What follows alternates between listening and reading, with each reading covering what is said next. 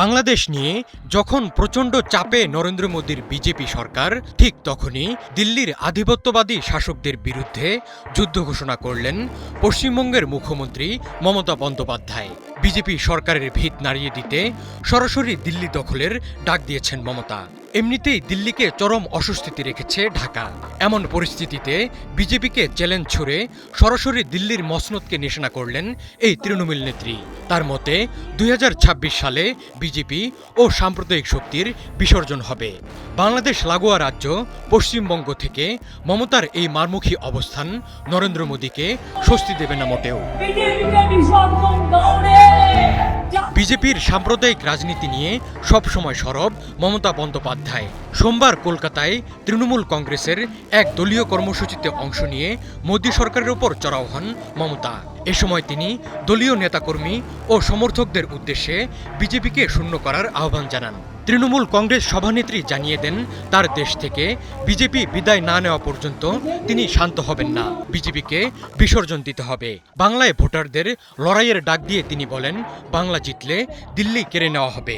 বাংলাকে বঞ্চিত করতে গিয়ে ওরা নিজেরাই পিছু হটবে। যারা জাতির নেতা গান্ধীজির নাম কেটে দেয়।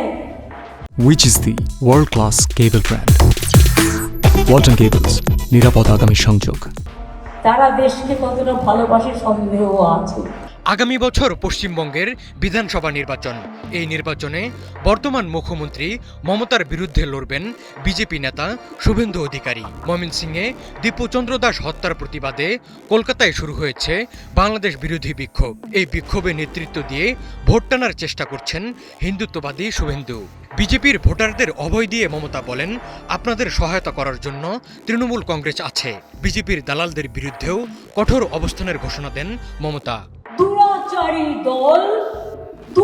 এদিন ভারতের কেন্দ্রীয় স্বরাষ্ট্রমন্ত্রী অমিত শাহকেও তীব্র ভাষায় আক্রমণ করেন মমতা বন্দ্যোপাধ্যায়। অমিত শাহকে অপদার্থ হোম মিনিস্টার আখ্যা দিয়ে তিনি বলেন, এত বাজে হোম মিনিস্টার তিনি জীবনে কখনো দেখেননি।